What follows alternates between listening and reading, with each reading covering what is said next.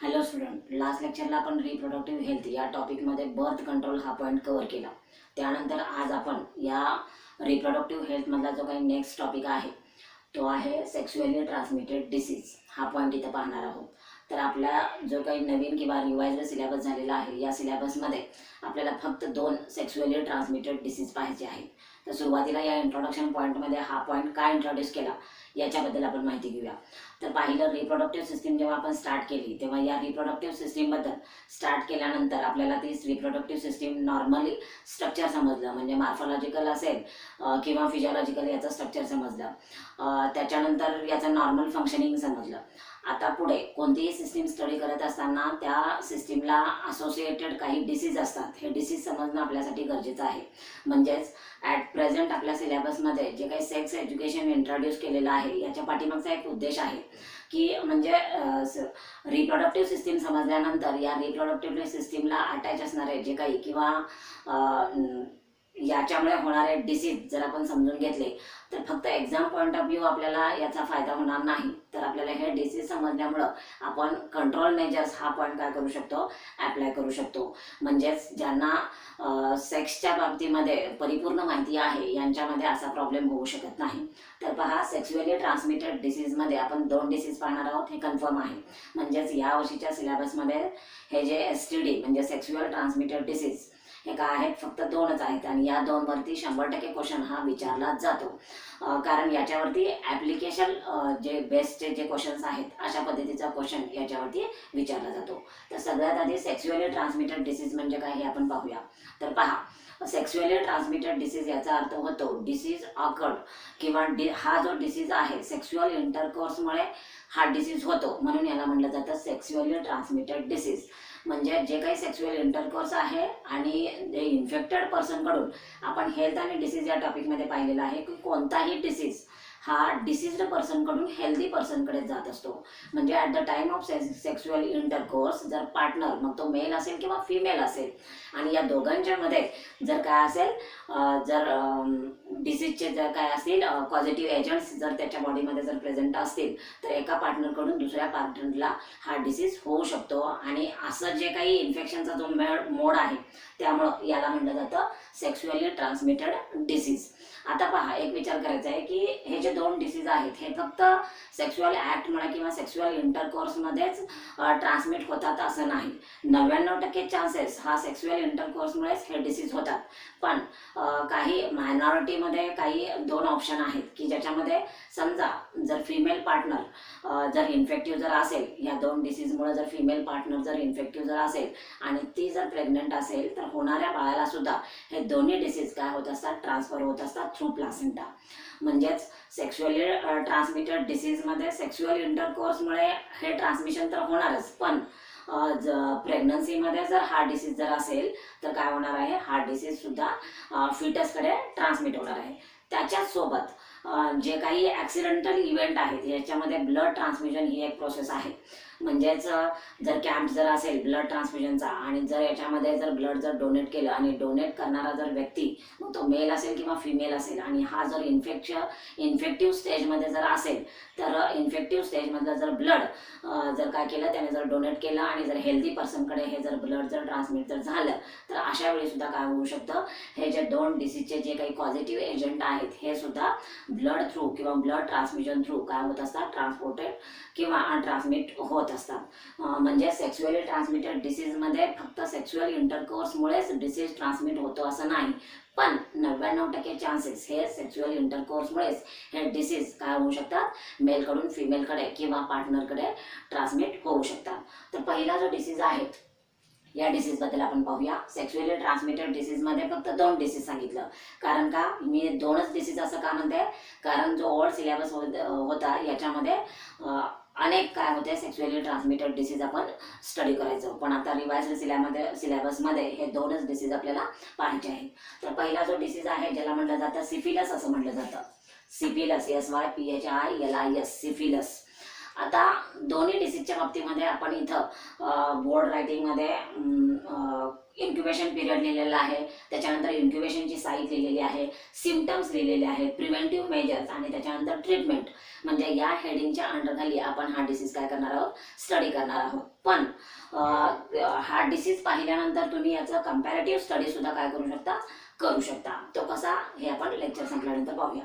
तर पहा, सिफिलस हा जो डिसीज आहे याला सेक्शुअली ट्रान्समिटेड डिसीज असं म्हटलं जातं. का? कारण सेक्शुअल इंटरकोर्समुळे एका पार्टनरकडून दुसऱ्या पार्टनरकडे हा काय होत असतो, ट्रान्सफर होत असतो. आता याचा सगळ्यात महत्त्वाचं, याच्यावरती आपल्याला थेरॉटिकल क्वेश्चन विचारले जातात असं नाही, तर याच्यावरती आपल्याला ऑब्जेक्टिव्ह टाईपचे क्वेश्चन सुद्धा किंवा ॲप्लिकेबल बेस सुद्धा क्वेश्चन विचारले जातात.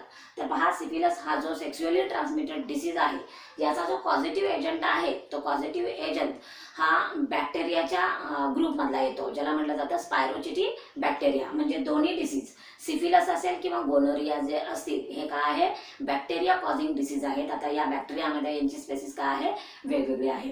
तर हा जो प्रकार आहे की जो सिफिलस हा जो डिसीज आहे ज्या बॅक्टेरियामुळे होतो, की जो बॅक्टेरिया कोणत्या फॅमिलीमध्ये येतो, स्पायरोचिटा बॅक्टेरियामध्ये.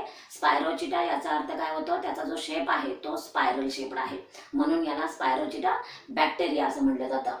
तर या डिसीज मधला जो पॉझिटिव्ह एजंट आहे ज्याला म्हटलं जातं ट्रिपोनेमा पॅलिडियम असं म्हटलं जातं.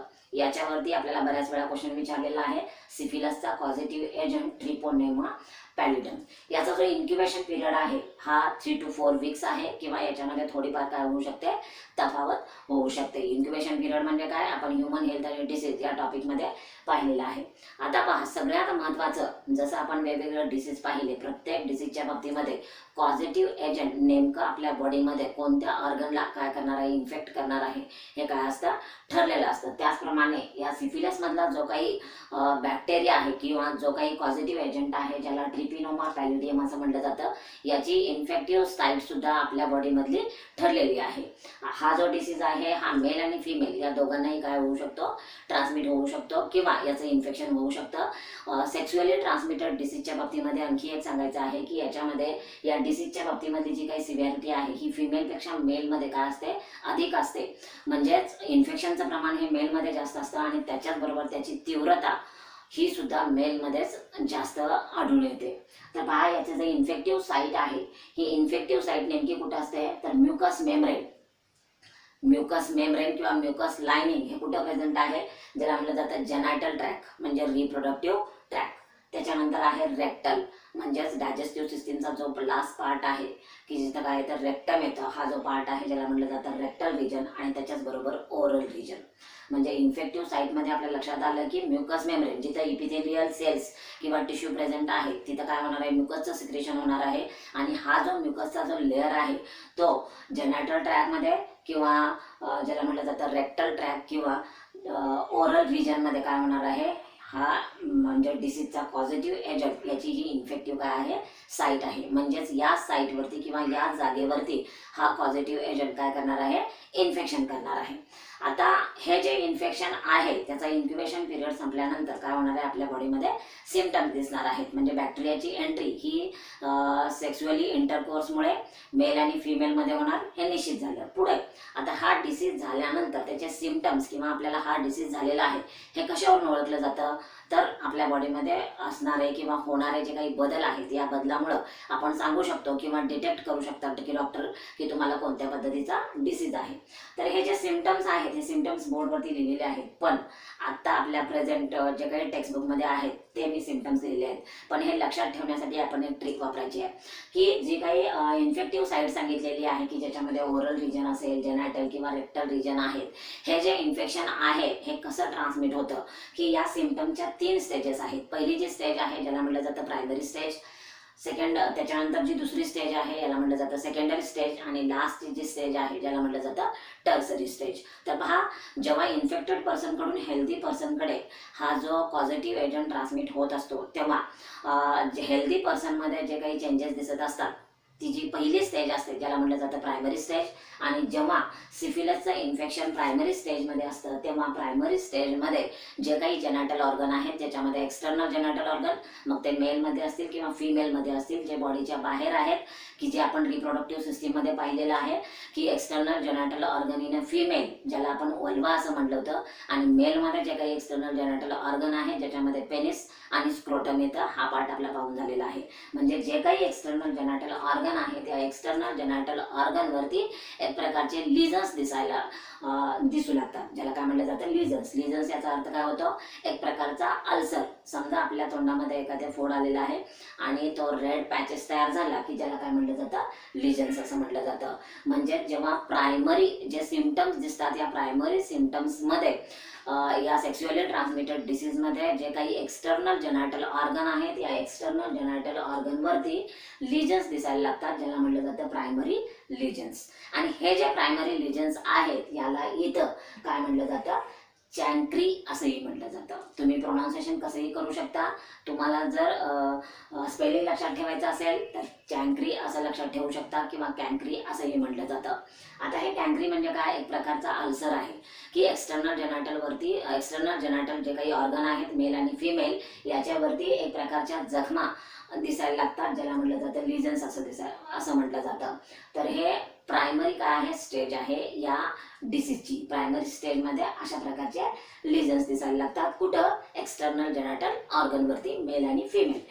पुढे जाऊन हे जेव्हा आता हे जे काही लिजन्स आहेत किंवा कॅन्क्री आहेत हे ठराविक काळात म्हणजे 8 दिवस 10 दिवसापर्यंत हे दिसायला लागतात आणि त्याच्यानंतर ते काय होतात, गायब होतात. म्हणजेच आपल्याला असं जाणवत नाही की आपल्याला काय आहे, सिव्हिअरिटी आहे. प्रायमरी लिजन्स याचा अर्थ असाही होतो की ज्याच्यामध्ये पेनिंग नसतं. त्यामुळे बरेचसे जे काही पेशंट आहेत किंवा ज्यांना असं इन्फेक्शन झालेलं आहे ते या गोष्टीकडे काय करतात, इग्नोर करतात. कारण का, वेदना नाहीत म्हणजे आपल्याला तर कोणत्याही प्रकारचा त्रास नाही, त्यामुळे ते काय करत नाहीत, ट्रीटमेंट घेत नाहीत. आणि त्याच्यासोबत की हे जे लिजन्स आहेत हे 8-10 दिवसापर्यंत दिसतात आणि त्याच्यानंतर ऑटोमॅटिक काय होतात, निघून जातात. त्यामुळेही आपल्याला त्याची सिव्हिअरिटी समजत नाही. पण या लिजन्समध्ये नेमकं काय प्रेझेंट असतं, तर पॉझिटिव्ह एजंट बॅक्टेरिया प्रेझेंट असतो, ज्याला म्हटलं जातं ट्रिपोनेमा पॅलिडियम असं म्हटलं जातं. सेकंडरी स्टेजमध्ये हे इन्फेक्शन ब्लडमध्ये जातं आणि जेव्हा इन्फेक्शन ब्लडमध्ये जातं तेव्हा स्किनवरती रॅशेस दिसायला लागतात. म्हणजे जे सेकंडरी इन्फेक्शन आहे किंवा सिम्पटम मधली जी काही सेकंडरी स्टेज आहे ज्याच्यामध्ये स्किनमध्ये काय दिसायला लागतात, रॅशेस दिसायला लागतात. हा जो एरिया आहे स्किनचा, मग तो काय असेल, आपल्या बॉडीवरती कोणताही जो रिजन, बॉडीमधला कोणताही रिजन ज्याच्यावरती काय येतात, स्किन रॅशेस यायला लागतात. म्हणजे याच्यामध्ये फक्त एक्सटर्नल जेनाटल ऑर्गनवरती स्किन रॅशेस येतात असं नाही, तर हे इन्फेक्शन ब्लडमध्ये गेलेलं आहे. म्हणजे पॉझिटिव्ह एजंट किंवा बॅक्टेरिया हा ब्लडमध्ये गेलेला आहे आणि तिथं त्याचं मल्टिप्लिकेशन होणार आहे. म्हणजे सेकंडरी स्टेजमध्ये बॉडीमधल्या कोणत्याही रिजनवरती, मग तो पाल्म जरी असला, म्हणजे आपल्या हाताचे जे काय आहे पाल्म आहे किंवा पायाचा रिजन असेल, म्हणजे कुठेही काय होत असतात अशा प्रकारचे लिजन्स यायला लागतात किंवा रॅशेस दिसायला लागतात. म्हणजे रेड कलरचे रॅशेस दिसायला लागतात. हे आहे सेकंडरी इन्फेक्टिव्ह स्टेज किंवा ज्याला म्हटलं जातं सेकंडरी सिम्पटम्स आहेत. सेकंडरी सिम्पटम्स याचा अर्थ होतो हे इन्फेक्शन ब्लडमध्ये गेलेलं आहे. आणि आपण ह्युमन हेल्थ आणि डिसीज या टॉपिकमध्ये पाहिलेलं आहे, जेव्हा ब्लडमध्ये इन्फेक्शन जातं तेव्हा पॅथोजन ब्लडमध्ये गेला याचा अर्थ आपली इम्युनिटी काय होत असते, त्या पॅथोजनला डिटेक्ट करते आणि त्या पॅथोजनला किल करण्यासाठी आपलं बॉडी टेम्परेचर वाढवते. त्यामुळे सेकंडरी इन्फेक्शनमध्ये जे काही येणारं जे काही सिम्पटम्स आहे, ऑटोमॅटिक येणारं जे काही सिम्पटम्स आहे ह्याच्यामध्ये काय येतं, माइल्ड फिवर येतो, म्हणजेच आपलं टेम्परेचर वाढतं. आता हे जे टेम्परेचर, वाढलेल्या टेम्परेचरमुळे परत काय होऊ शकतं, सेकंडरी स्टेज संपल्यानंतर हे इन्फेक्शन कुठे जातं, टर्शरी सिम्पटम्समध्ये याचं कन्व्हर्जन होतं किंवा इन्फेक्टिव्ह स्टेज ही टर्शरी बनते. टर्शरी जी इन्फेक्टिव्ह स्टेज आहे ही भयानक आहे. आता पहा, प्रायमरी इन्फेक्शनचं कन्व्हर्जन सेकंडरी इन्फेक्शनमध्ये होण्यासाठी आपल्याला काय लागतं, 2 ते 3 महिने लागतात आणि त्याच्यानंतर टर्शरी इन्फेक्शनमध्ये कन्व्हर्जन होण्यासाठी बरीच वर्ष सुद्धा जातात.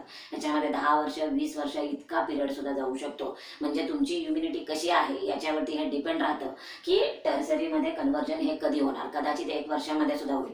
म्हणजे डिपेंडिंग अपॉन पर्सनची इम्युनिटी याच्यावरती हे डिपेंड राहत असतं की टर्सरी इन्फेक्शन हे कधी होणार. पण टर्सरी इन्फेक्शन हे इतकं भयानक असतं की ज्याच्यामध्ये काय होऊ शकतं की या टर्सरी इन्फेक्शनमध्ये डिजनरेटिव्ह चेंजेस दिसतात. म्हणजे हे जे इन्फेक्शन आहे हे ब्रेनपर्यंत जातं आणि त्याच्यानंतर ब्रेन डॅमेज करतं. आणि सगळ्यात सिव्हिअरिटी याच्यामध्ये लक्षात येणारे जे सिम्पटम्स आहे हे म्हणजे काय आहे की हार्टमध्ये सुद्धा काय होऊ शकतं, ब्लॉकेजेस होऊ शकतात. हार्टमध्ये जे काही वॉल्स काम करू शकतं म्हणजे करत आहेत हे वॉल्स सुद्धा निकामी करण्याचं काम हा पॉझिटिव्ह एजंट करत असतो. कधी, टर्सरी स्टेजमध्ये.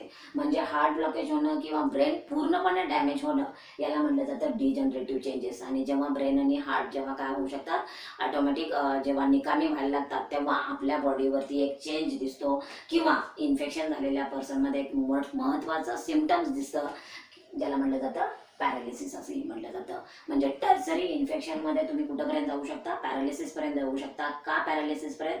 कारण सेकंडरी इन्फेक्शनमध्ये माइल्ड फिवर हे काय आहे, एक सिम्पटम्स आहे. त्याच्यासोबत अनेक असे म्हणजे इतर रोगामध्ये होणारे म्हणजे लॉस ऑफ हेअर हे एक काय आहे, सिम्पटम आहे. पण लॉस ऑफ हेअर हे रिमार्केबल सिम्पटम नाही. हे कसं आहे की म्हणजे एखाद्या रोगामध्ये येणारा सेकंडरी सिम्पटम्स आहे की म्हणजे हा कोणत्याही डिसीजमध्ये म्हणजे फॉर एक्झाम्पल कॅन्सरमध्ये सुद्धा आपल्याला का सिम्पटम्स पाहिलेला आहे की ज्याच्यामध्ये लॉस ऑफ हेअर्स आहेत. म्हणजे जेव्हा न्यूट्रिटिव्ह डिफिशियन्सी होत असते तेव्हा हे काय होऊ शकतं, सिम्पटम्स समोर येऊ शकतं. म्हणजे लॉस ऑफ हेअर हे रिमार्केबल सिम्पटम नाही, पण प्रेझेन्स ऑफ स्किन रॅशेस किंवा लिजन्स हे काय आहेत, रिमार्केबल सिम्पटम्स आहेत. म्हणजेच या सिम्पटममध्ये सिफिलिसच्या सिम्पटम्समध्ये जे काही 3 रिमार्केबल सिम्पटम्स आहेत याच्यामध्ये पहिला जो आहे ॲपिअरन्स ऑफ कॅम्प्री हा रिमार्केबल सिम्पटम्स आहे. त्याच्यानंतर सेकंडरी स्टेजमधला स्किन रॅशेस हा सुद्धा रिमार्केबल सिम्पटम्स आहे. आणि टर्सरी जे काही स्टेज आहे, इन्फेक्टिव्ह स्टेज आहे याच्यामध्ये पॅरालिसिस, ॲपिअरन्स ऑफ पॅरालिसिस हे काय आहे, रिमार्केबल सिम्पटम्स आहे. आणि पॅरालिसिस हा नेमका कशामुळे होतो तर ब्लडमध्ये गेलेला जो काही पॅथोजन आहे हा ब्रेनपर्यंत पोहोचतो आणि ब्रेनला सुद्धा काय करतो, ब्रेनचं स्ट्रक्चर हे डॅमेज करतो. त्याच्यासोबत सर्क्युलेटरी सिस्टीम थ्रू जेव्हा तो काय जात असतो, हार्टपर्यंत जात असतो तेव्हा हार्टमध्ये प्रेझेंट असलेले जे काही वॉल्स जे ओपनिंग आणि क्लोजिंग हे काम करणार आहेत यांना सुद्धा डॅमेज करतो. आणि त्यामुळं एखाद्या ऑर्गनला नर्व सप्लाय आणि ब्लड सप्लाय जेव्हा कमी होतो तेव्हा काय होतं, तो ऑर्गन निकामी होतो आणि ती जी स्टेज असते तेव्हा त्याला म्हटलं जातं पॅरालिसिस. म्हणजे पॅरालिसिस हे टर्सरी स्टेजमध्ये काय आहे, रिमार्केबल सिम्पटम्स आहे. म्हणजे जरी हा डिस्क्रिप्टिव्ह क्वेश्चन असला तरी सुद्धा आपल्याला सिम्पटम्स, फक्त सिम्पटम्स जर विचारले तर आपण या हेडिंगच्या अंडरमध्ये लिहू शकतो प्रायमरी, सेकंडरी आणि टर्सरी. याच्यामध्ये मी सांगितलं मेल आणि फिमेलमध्ये हे इन्फेक्शन काय आहे, दोघांनाही होतं. याच्यामध्ये जास्तीत जास्त इन्फेक्शनची जी काही प्रोबॅबिलिटी असते मेलमध्ये जास्त असते आणि सिव्हिअरिटी सुद्धा ही मेलमध्येच राहत असते. आता पहा याच्यामध्ये जी क्युरेबल स्टेज आहे ती कोणती, प्रायमरी, सेकंडरी आणि टर्सरी. सेकंडरी स्टेजपर्यंत हा डिसीज काय होऊ शकतो, क्युअर होऊ शकतो. जेव्हा टर्सरी स्टेजमध्ये जेव्हा सिम्पटम जात असतात किंवा पॉझिटिव्ह एजंट त्याची इतकी ग्रोथ झालेली असते बॉडीमध्ये किंवा संख्या इतकी वाढलेली असते की ती काय राहत शकते की याच्यामध्ये जी क्युरेबिलिटी असते ती काय असते, फार कमी प्रमाणामध्ये असते किंवा त्याचा पर्सेंटेज किंवा रेट हा कमी असतो. आता याला कारण काय तर याच्यामध्ये मेन कारण आहे इग्नोरन्स. म्हणजे जी काही प्रायमरी स्टेजमध्ये हा पूर्णपणे बरा होऊ शकतो पण इथं कोणत्याही पद्धतीचं सिम्पटम्स किंवा आपल्याला इथं म्हणजे पाहायला मिळतात की ज्याच्यामध्ये कॅन्क्री आहेत पण ते काय नसतात, ते वेदनारहित असतात. त्यामुळे आपण त्याच्याकडे दुर्लक्ष करतो आणि दुर्लक्ष केल्यामुळं आणि परत ते काय होऊ शकतात, गायबही होऊ शकतात. त्यामुळे सेकंडरी स्टेजमध्ये इन्फेक्शन होण्यासाठी एक काय मिळत असतो, चान्स मिळत असतो. आणि जेव्हा सेकंडरी स्टेजमध्ये जेव्हा इन्फेक्शन जातं तेव्हा त्याच्यावरती काय केली जाऊ शकते, ट्रीटमेंट जर मेडिकली जर ॲडवाईस जर घेतलं तरच हा काय होऊ शकतो, क्युअर होऊ शकतो. आणि याच्यामध्ये जर इग्नोरन्स झाला, कारण याच्यामध्ये सेकंडरी स्टेजमध्ये सुद्धा ॲपिअरन्स ऑफ स्किन रॅशेस आहेत तशा पद्धतीच्या. बाकी सेकंडरी काय आहेत म्हणजे माइल्ड सिम्पटम्स आहेत की ज्याच्यामध्ये फिवर आहे, लॉस ऑफ हेअर आहेत, अशा पद्धतीचे सिम्पटम्स आपण म्हणजे फिवर आहे म्हणजे इतर कोणत्याही डॉक्टरला दाखवून म्हणजे पहिला जो काही सिम्पटम्स आहे याच्याकडे फोकस न करता फक्त टेम्परेचर आहे याच्याकडे फोकस केलं जातं आणि त्यामुळे प्रॉपर ट्रीटमेंटच्या अभावी काय होऊ शकतं, सेकंडरी स्टेजमध्ये हे टर्सरी स्टेजमध्ये हे इन्फेक्शन जातं आणि जेव्हा टर्सरी स्टेजमध्ये हे इन्फेक्शन जातं तेव्हा बराच वेळ गेलेला असतो आणि ज्याच्यामध्ये आपले जे महत्त्वाचे ऑर्गन आहेत हार्ट आणि ब्रेन डॅमेज होऊ शकतात. त्यामुळे काय दिसतं तर रिमार्केबल 3 नंबरचं जे काही सिम्पटम आहे ज्याला म्हटलं जातं पॅरालिसिस. म्हणजे मला इथं सिम्पटम्समध्ये मी 3 स्टेजेसमध्ये सांगितलं का, कारण या डिसीजची सिव्हिअरिटी आपल्याला समजावी म्हणजे किती धोकादायक आहे किंवा जो काही आपला इग्नोरन्स आहे प्रत्येक डिसीजच्या बाबतीमध्ये तो आपण टाळावा याच्यासाठी मी तुम्हाला इथं पुन्हा पुन्हा या सिम्पटम्सबद्दल सांगितलेलं आहे. तर पहा, आपल्याला पॉझिटिव्ह एजंट समजला, त्याच्यानंतर पॉझिटिव्ह एजंट्स हा मेन काय आहे बॅक्टेरिया आहे आणि जो स्पायरल शेप्ड आहे हे समजलं. या जो डिसीज आहे हा सेक्शुअली ट्रान्समिटेड डिसीज आहे म्हणजे सेक्शुअल इंटरकोर्सच्या मुळे हा ट्रान्समिट होतो. त्याच्याचबरोबर दुसरे जे 2 काय आहेत रूट आहेत तेही सांगितले, ब्लड ट्रान्सफ्युजन आणि प्लासेंटा थ्रू इन्फेक्शन. त्याच्यानंतर हा डिसीज झालेला आहे, हे कोणते सिम्पटम्स आहेत की ज्याच्यावरून हे काय होऊ शकतं ओळखता येऊ शकते हे सिम्पटम्स पाहिले. पुढचा पार्ट आहे प्रिव्हेंटिव्ह मेजर्स. प्रिव्हेंटिव्ह मेजर्सच्या बाबतीमध्ये आपण ह्युमन हेल्थ आणि डिसीज या टॉपिकमध्ये प्रत्येक डिसीजच्या बाबतीमध्ये प्रिव्हेंटिव्ह मेजर्स पाहिलेला आहे. त्याच्यामध्ये मी एक ट्रिक सांगितली होती की जो रूट आहे तो जर रूट जर अवॉइड जर केला म्हणजे हा जो डिसीज आहे हा सेक्शुअली ट्रान्समिटेड डिसीज आहे, सेक्शुअल इंटरकोर्समुळे होणारा हा डिसीज आहे. मग तो जो वे आहे तो जर आपण अवॉइड जर केला की ज्याच्यामध्ये अनप्रोटेक्टेड सेक्शुअल इंटरकोर्स जर टाळलं, त्याच्याचबरोबर अननोन पार्टनर बरोबर सेक्शुअल इंटरकोर्स अवॉइड केला, त्याच्याचबरोबर मल्टिपल पार्टनरसोबत सेक्शुअल इंटरकोर्स अवॉइड जर केला किंवा की ज्याच्यामध्ये जे सेफ आपण डिव्हाइस पाहिलेले आहेत की ज्याच्यामध्ये मेकॅनिकल डिव्हाइस आहेत, या मेकॅनिकल डिव्हाइसचा वापर करून की तो जर ॲक्ट जर केला की याच्यामध्ये सेक्शुअली ट्रान्समिटेड डिसीज हे काय होऊ शकतात अवॉइड होऊ शकतात किंवा आपल्यामध्ये त्याचं ट्रान्समिशन होऊ शकत नाही. पुढे सेक्स हायजीन हा जो पार्ट आहे तो काय आहे महत्त्वाचा आहे. त्याच्याच सोबत जर एखादी प्रेग्नंट लेडी असेल तर याच्यामध्ये तो पिरियड अवॉइड करणं, कारण का प्रेग्नंट लेडीकडून प्लासेंटा थ्रू फिटसला सुद्धा हा डिसीज होऊ शकतो. त्यामुळं कंजेनिटल सेक्शुअली ट्रान्समिटेड डिसीज त्यांच्यामध्ये येऊ शकतो. त्यामुळे तो पिरियड सुद्धा प्रेग्नन्सीचा अवॉइड करणं किंवा MTPचा निवड करणं हे सुद्धा काय आहे इथं गरजेचे आहे. म्हणजे हे झाले प्रिव्हेंटिव्ह मेजर्स. म्हणजे जो रूट आहे ज्याच्यामुळे हे इन्फेक्शन होणार आहे तेच जर आपण टाळलं तर काय होऊ शकतं की तो जो पॉईंट आहे त्याला म्हटलं जातं प्रिव्हेंटिव्ह मेजर्स असं म्हटलं जातं. आता समजा जर आपल्याला हे इन्फेक्शन झालेलं आहे आणि त्याच्यावरती आपल्याला मेडिकली जर ट्रीटमेंट घ्यायची असेल तर ती ट्रीटमेंट कोणती आहे, तर या ट्रीटमेंटचं नाव आहे अँटीबायोटिक ट्रीटमेंट. ही अँटीबॅक्टेरियल ट्रीटमेंट म्हणून काम करत असते आणि याच्यामध्ये जो ड्रग आहे त्याचं नाव आहे पेनिसिलिन. याच्यावरती आपल्याला बऱ्याच वेळा क्वेश्चन विचारलेला आहे. हे अँटीबॅक्टेरियल ड्रग म्हणजे बॅक्टेरियाच्या अगेन्स्ट काम करणारे हे जे ड्रग आहे ज्याला म्हटलं जातं पेनिसिलिन. इथं आपला सिफिलस हा पार्ट संपलेला आहे. सिफिलसमध्ये आपण काय करायचं आहे, एक चार्ट जो पुस्तकात दिलेला आहे त्याच्या पद्धतीने याचा स्टडी करायचा. त्याच्यानंतर सेक्शुअली ट्रान्समिटेड डिसीज मधला जो 2nd नंबरचा जो डिसीज आहे ज्याला म्हटलं जातं गोनोरिया असं म्हटलं जातं. गोनोरिया हा सुद्धा बॅक्टेरिया आहे. हा जो बॅक्टेरिया आहे ज्याचं नाव आहे निजेसेरिया गोनोरिया. हा बॅक्टेरिया कोकस या फॅमिलीमध्ये येतो. म्हणजे कोकस बॅक्टेरियाचा जसा शेप असतो ओव्हल शेपड असतो, राऊंड शेप असा जो आहे या फॅमिलीमध्ये हा बॅक्टेरिया येतो. म्हणजे कोकल बॅक्टेरियाची ही काय आहे एक स्पेसिस आहे.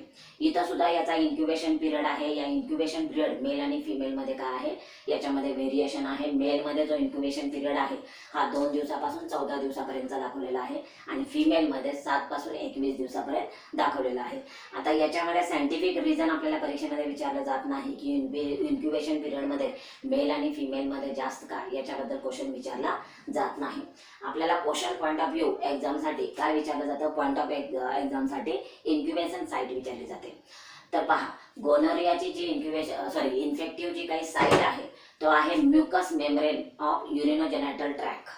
युरिनोजेनायटल ट्रॅक याचा अर्थ काय होतो की ज्याच्यामध्ये मी रिप्रोडक्टिव्ह सिस्टीम मध्ये सांगितलेलं आहे की त्याच्या आधी आपण 11वीला एक्सक्रिटरी सिस्टीम पाहिलेली आहे आणि या एक्सक्रिटरी सिस्टीम मध्ये आपण एक्सक्रिटरी सिस्टीमचा लास्ट पार्ट युरेथ्रा पाहिलेला आहे. म्हणजे युरिनोजेनायटल सिस्टीम याचा अर्थ होतो रिप्रोडक्टिव्ह सिस्टीम आणि एक्सक्रिटरी सिस्टीम यांच्यामध्ये काहीतरी कॉमन फॅक्टर आहे. म्हणजे जसं आपण मेल रिप्रोडक्टिव्ह सिस्टीम मध्ये पाहिलं होतं की मेल रिप्रोडक्टिव्ह सिस्टीम मध्ये टेस्टिस स्पर्म प्रोडक्शन केलं आणि त्याच्यानंतर ती वास डिफरन्स याची ट्यूब ही पेनिसला जाऊन, म्हणजेच पेनिसमध्ये काय आहे एक प्रकारची ट्यूब आहे ज्याला म्हटलं जातं युरेथ्रा, आणि हा जो युरेथ्रा आहे हा कॉमन पॅसेज ऑफ सीमेन आणि युरेथ्रा ह्या दोन्हीचं काय करत असतो, काम करत असतो. ही एक कॉमन पॅसेज आहे. तसंच फिमेल रिप्रोडक्टिव्ह सिस्टीम मध्ये आपण जेव्हा एक्सटर्नल जेनाटल ऑर्गन पाहिले होते तेव्हा वेस्टिब्युल रिजन मध्ये 2 ओपनिंग आहेत की ज्याच्यामध्ये पहिलं जे ओपनिंग आहे त्याला युरेथ्रल ओपनिंग आणि दुसरं जे आहे हे वजायनल ओपनिंग आहे. म्हणजेच रिप्रोडक्टिव्ह सिस्टीम आणि एक्सक्रिटरी सिस्टीम यांच्यामध्ये जे काही कॉमन फॅक्टर आहेत त्यांना म्हटलं जातं युरिनोजेनायटल ट्रॅक असं म्हटलं जातं. हे जे गोनोरियाचं जे इन्फेक्शन आहे हे इथं नेमकं कुठं इन्फेक्ट करणार आहे तर पहा, आपल्याकडे कॉमन काय आहे नॉलेज आहे, रिप्रोडक्टिव्ह सिस्टीम असेल किंवा युरिनोजेनायटल सिस्टीम असेल, जिथं डिस्चार्ज होणार आहे तो जो डिस्चार्ज रूट आहे तो नेहमी मॉइस्ट ठेवला जातो किंवा लुब्रिकेट ठेवला जातो. म्हणजेच याचा अर्थ तिथं काय असणार आहे, म्युकस मेम्ब्रेन हे 100% तिथं असणारच आहे. त्यामुळे जिथं म्युकस मेम्ब्रेन प्रेझेंट आहे तिथला युरिनोजेनायटल ट्रॅक असेल किंवा रेक्टम रिजन आहे किंवा थ्रोट आणि आय रिजन आहे. आता हे जे इन्फेक्शन सांगितलेलं आहे रेक्टम रिजन, थ्रोट रिजन किंवा आय रिजन, हे काय आहे स्टेजेस आहेत. म्हणजे सुरुवातीला युरिनोजेनायटल ट्रॅक, त्यानंतर हे इन्फेक्शन रेक्टसकडे येणार, रेक्टमकडे येणार, त्याच्यानंतर ते थ्रोटकडे येऊ शकतं आणि किंवा आयजकडे सुद्धा येऊ शकतं. म्हणजे याच्यामध्ये बरीच वर्ष जाऊ शकतात. पण हा जो एरिया आहे किंवा तो जो ऑर्गन आहे तो काय होऊ शकतो, डॅमेज होऊ शकतो. म्हणजे हे झालं इन्फेक्टिव्ह साईट बद्दल झालं की म्युकस मेम्ब्रेन दोन्हीच्या मध्ये कॉमन काय आहे, इकडेही म्युकस मेम्ब्रेन आहे, इकडेही म्युकस मेम्ब्रेन आहे. इथं एक्सटर्नल जेनायटल ऑर्गन आहे, इथं कोण आहे युरिनोजेनायटल ऑर्गन आहे. आणि युरिनोजेनायटल ऑर्गन याचा अर्थ काय होणार आहे, युरिनेशन प्रोसेससाठी जे काम करणार आहे आणि ज्याच्यामध्ये मेनली कोण येऊ शकतं, युरेथ्रा येऊ शकतो. पुढं हे इन्फेक्शन रिप्रोडक्टिव्ह ट्रॅककडेही जातं. म्हणजे युरेथ्राकडून हे फिमेलमध्ये सर्विक्सकडे, युटेरसकडे, फॉलोपियन ट्यूब, त्याच्यानंतर ओव्हरी यांच्याकडे सुद्धा जातं. म्हणून याला युरिनोजेनायटल, म्हणजे जेनायटल याचा अर्थ काय, रिप्रोडक्टिव्ह सिस्टीमकडे सुद्धा किंवा त्या ट्रॅककडे सुद्धा इन्फेक्शन जातं. म्हणून याला युरिनोजेनायटल ट्रॅक असं म्हटलेलं आहे.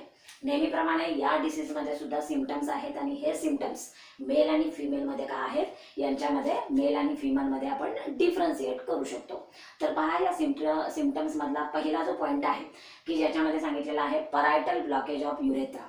हे इन्फेक्शन म्युकस लाइनिंग जे आहे डॅमेज करतं आणि त्याच्याच बरोबर हे युरेथ्राचा जो एरिया आहे तो ब्लॉक करतं. या ब्लॉकिंगमध्ये काय होऊ शकतं, म्हणजे फायबरस ब्लॉकेज तयार होऊ शकतं. त्याच्यासोबत ते रिप्रोडक्टिव्ह डक्टला सुद्धा ब्लॉक करतं. म्हणजे इथं सुद्धा फायब्रोसिस होऊ शकतो. आणि सगळ्यात महत्त्वाचं, या सिफिलसमध्ये तुम्हाला कोणत्याही पद्धतीच्या वेदना नाहीत. म्हणजे हे पेनलेस इन्फेक्शन आहे. पण इकडं गोनोरियामध्ये आणि सिफिलसमध्ये एक डिफरन्स आहे, एक मेजर डिफरन्स आहे. म्हणजे पहा, डॉक्टरला आपण जेव्हा आपल्याला काहीतरी प्रॉब्लेम असतो तेव्हा आपण डॉक्टरकडे जातो आणि डॉक्टरला जेव्हा त्याचे सिम्पटम्स सांगत असतो, हे सिम्पटम्स जर आपण खरे सांगितलं तर डायग्नोसिस हे व्यवस्थित होत असतं. या सिम्पटम्समध्ये आपल्याला वेदना आहेत हे जेव्हा आपण सांगतो तेव्हा हा 100% डिटेक्ट होतो की हा काय आहे, गोनोरिया आहे. आणि ज्याच्यामध्ये पेन नाहीत किंवा जे वेदनारहित इन्फेक्शन आहे ते म्हणजे काय आहे, सिफिलस आहे. याच्यामध्ये सिम्पटमची सिव्हिअरिटी ही वेदना न देता जेव्हा थर्ड इन्फेक्टिव्ह स्टेजमध्ये जेव्हा जाणार आहे किंवा जेव्हा टर्सरी सिम्पटम्स आपल्या बॉडीवरती दिसणार आहेत ते म्हणजे भयंकर असणार आहेत. आणि त्याच्यामध्ये पॅरालिसिस हे काय असणार आहे, हा महत्त्वाचा सिम्पटम्स असणार आहे. म्हणजे इथं सुरुवातीपासूनच काय असणार आहेत, वेदना असणार आहेत. आणि ह्या वेदना नेमकं कधी स्टार्ट होणार आहेत, बर्निंग सेन्सेशन ड्युरिंग युरिनेशन. म्हणजे युरिनेशन या प्रोसेसमध्ये ज्याच्यामध्ये काय होऊ शकतं, बर्निंग सेन्सेशन होऊ शकतं. महत्त्वाचा जो सिम्पटम्स आहे तो म्हणजे आहे पस, की या पसमुळं युरेथ्राचा जो रिजन असेल किंवा रिप्रोडक्टिव्ह ड्रग हे काय होणार आहे, डक्ट हे काय होणार आहेत, ब्लॉक होणार आहेत. आणि त्याचा जो डिस्चार्ज आहे या पसचा हा पेनिसमधून काय होऊ शकतो, बाहेर येऊ शकतो. आणि हे मेलमध्ये पस discharge in penis through penis हे मेलमध्ये झालं. बर्निंग सेन्सेशन ड्युरिंग युरिनेशन हे सुद्धा मेलमध्येच आहे. त्याच्यानंतर फिमेलमध्ये नेमकं काय होतं, पेल्विक इन्फ्लामेशन होतं. आता पेल्विक इन्फ्लामेशन का होतं, कारण याच्यामध्ये युरिनरी ट्रॅकमध्ये सुद्धा ब्लॉकेजेस होऊ शकतात. ही जी कंडिशन आहे ज्याला फायब्रोसिस असंही म्हटलं जातं, की हे इन्फेक्शन जेव्हा युटेरसमध्ये जातं, म्हणजे युटेरसमध्ये एक प्रकारची जाळी तयार होते आणि त्याच्यानंतर ते फॉलोपियन ट्यूबकडे जात असतं आणि या इन्फेक्शनमध्ये या पेल्विस रिजनमध्ये जे काही जॉईंट्स प्रेझेंट आहे यांच्यापर्यंत सुद्धा हे इन्फेक्शन जातं. त्यामुळे त्याला म्हटलं जातं पेल्विक इन्फ्लामेशन असंही म्हटलं जातं. युरिनरी ट्रॅकचं काय आहे, हे इन्फेक्शन आहे. त्याच्याच बरोबर याच्यामध्ये स्टरिलिटी सुद्धा येऊ शकते. पण ही स्टरिलिटी आज इन्फेक्शन झालं आणि त्याच्यानंतर थोड्या कालावधीमध्ये स्टरिलिटी येईल असं नाही. जेव्हा ब्लॉकेजेस वाढतात, हे इन्फेक्शन सर्विक्स थ्रू म्हणजे वजायना थ्रू, सर्विक्स थ्रू युटेरसमध्ये जातं, तेव्हा काय येते, स्टरिलिटी येते. याच्यामध्ये अर्थरायटिस सुद्धा हा काय आहे, पॉइंट आहे. म्हणजे मेल आणि फिमेल यांच्यामध्ये सिम्पटम्स हे रिप्रोडक्टिव्ह सिस्टीमनुसार इथं काय केलेले आहेत, दाखवलेले आहेत. युरिनोजेनिटल ट्रॅक म्हणजे युरिनेशन प्रोसेसमध्ये प्रॉब्लेम दोन्ही ठिकाणी आहे, ब्लॉकेजेस दोन्ही ठिकाणी आहे, इन्फ्लामेशन हे दोन्ही ठिकाणी आहे.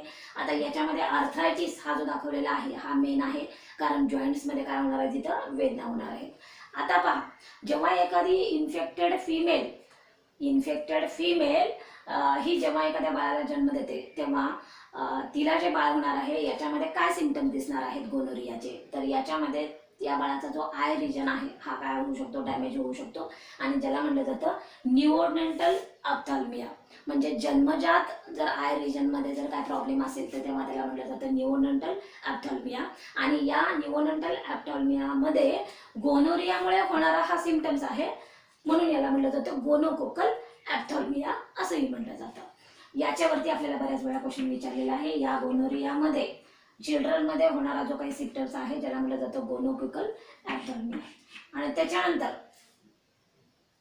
जेव्हा इन्फेक्टेड मदरकडून त्या बेबीला जर काय होऊ शकेल, हे इन्फेक्शन जर झालं तर बिफोर प्युबर्टी गर्ल्समध्ये जे काही सिम्पटम्स दिसतात ज्याला म्हटलं जातं गोनोकोकल वल्वो वजायनायटिस. या दोन्ही नावावरती आपल्याला क्वेश्चन विचारला जातो. वल्वो याचा अर्थ होतो एक्सटर्नल जेनायटल ऑर्गन आणि वजायनायटिस म्हणजे याच्यामध्ये स्वेलिंग येणार आहे. म्हणजे गर्ल्समध्ये जे इन्फेक्शन आहे बिफोर प्युबर्टी जे सिम्पटम्स दिसणार आहेत तेव्हा त्याला म्हटलं जातं गोनोकोकल वल्वो वजायनायटिस. आणि ज्याच्यामध्ये आय रिजनपर्यंत हे इन्फेक्शन जाणार आहे आणि जर जन्मजात असेल तर त्याला म्हटलं जातं निओनेंटल ऑप्थॅल्मिया. या निओनेंटल ऑप्थॅल्मियामध्ये गोनोरियामुळे होणार आहे, म्हणून याला गोनोकोकल असंही म्हटलं जातं. आता प्रिव्हेंटिव्ह मेजर्समध्ये जशी सिफिलिसची आपण प्रिव्हेंटिव्ह मेजरचे जे काही पॉईंट पाहिले, की सेक्शुअल इंटरकोर्स अनप्रोटेक्टेड अवॉइड करणं, याच्यामध्ये unknown partner, multiple partner, sex hygiene आणि त्याच्याचबरोबर मेकॅनिकल डिव्हाइसचा यूज करणं की ज्याच्यामुळे सेक्शुअली ट्रान्समिटेड डिसीज जे काय होतील अवॉइड होतील. अशा पद्धतीचे प्रिव्हेंटिव्ह मेजरचे पॉईंट आपण इथं लिहू शकतो. त्याच्यानंतर इथं सुद्धा अँटीबायोटिक ट्रीटमेंट आहे. या ट्रीटमेंटमध्ये सेफिक्सिन नावाचं ड्रग दिलं जातं की हे ड्रग या डिसीजवरती काम करतं. आता पहा, या डिसीजमधला मेल आणि फिमेलचे जे काही सिम्पटम्स आहेत याच्यावरती क्वेश्चन विचारला जाऊ शकतो. स्टरिलिटी हा एंड पॉईंट आहे सिम्पटमचा, की ब्लॉकेजेसमुळं किंवा फॉलोपियन ट्यूब ब्लॉक झाल्यामुळं युनियन ऑफ मेल आणि फिमेल गॅमेट याच्यामध्ये प्रॉब्लेम आल्यामुळं स्टरिलिटी येऊ शकते. अर्थरायटिसमध्ये जेव्हा सिव्हिअर कंडिशनमध्ये हे इन्फेक्शन जॉईंट्सपर्यंत जातं तेव्हाच तो सिम्पटम दिसतो, ज्याला अर्थरायटिस असं म्हटलं जातं. बाकी युरिनरी ट्रॅकचे ब्लॉकेज असेल किंवा रिप्रोडक्टिव्ह ट्रॅकचे ब्लॉकेज असेल हे प्रायमरी सेकंडरी कंडिशनमध्ये किंवा स्टेजमध्ये हे पाहायला मिळतात. पण जे काही लास्ट जी काही स्टेज आहे की त्याच्यामध्येच काय होऊ शकतं, स्टरिलिटी येऊ शकते किंवा अर्थरायटिस. बाकी मेलमध्ये पेनिस थ्रू पर्सचा डिस्चार्ज आणि बर्निंग सेन्सेशन हे काय आहे, कॉमन आहे. ही एक काय आहे म्हणजे की पॉईंट आहे की या डिसीजचा, गोनोरिया या डिसीजचा की पॉईंट आहे की ज्याच्यामध्ये मेलमध्ये पर्सचा डिस्चार्ज आणि बर्निंग सेन्सेशन ड्युरिंग युरिनेशन याच्यावरूनच हे काय होतं की इथं आयडेंटिफाय होतं की हा गोनोरिया हा डिसीज आहे. म्हणजे या रिप्रोडक्टिव्ह हेल्थ या टॉपिकमध्ये जे काही 2 सेक्शुअली ट्रान्समिटेड डिसीज दिले होते ज्याच्यामध्ये सिफिलिस आहे आणि गोनोरिया आहे, याचा पॉझिटिव्ह एजंट, इन्क्युबेशन पिरियड, त्याच्यानंतर इन्फेक्टिव्हची जी साईट आणि त्याच्यानंतर सिम्पटम्स आणि त्याच्यानंतर प्रिव्हेंटिव्ह मेजर्स आणि ट्रीटमेंट या हेडिंगच्या अंडर खाली आपण हे 2 डिसीज पाहिलेले आहेत. त्याच्यानंतर या टॉपिकचा जो काही लास्ट पार्ट आहे ज्याला आपण इनफर्टिलिटी हा पॉईंट पाहणार आहोत, हा नेक्स्ट लेक्चरला पाहूया.